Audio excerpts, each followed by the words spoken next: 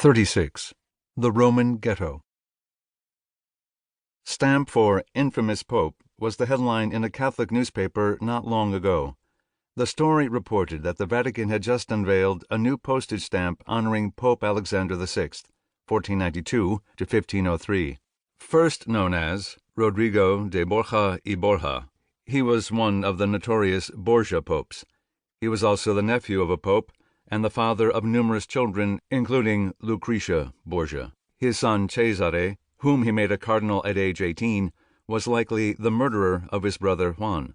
Alexander VI drew the demarcation line dividing the New World between Spain and Portugal, commissioned Michelangelo to design a new St. Peter's Basilica, and saw to the burning of Savonarola, 1452 to 1498, the Dominican reformer who had challenged the Medicis in Florence.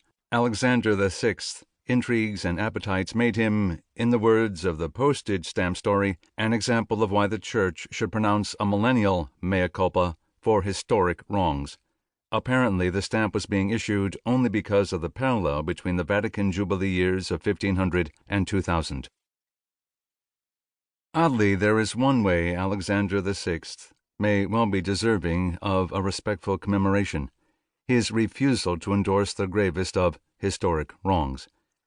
He was a man of Catalonia, and had been a subject of Queen Isabella.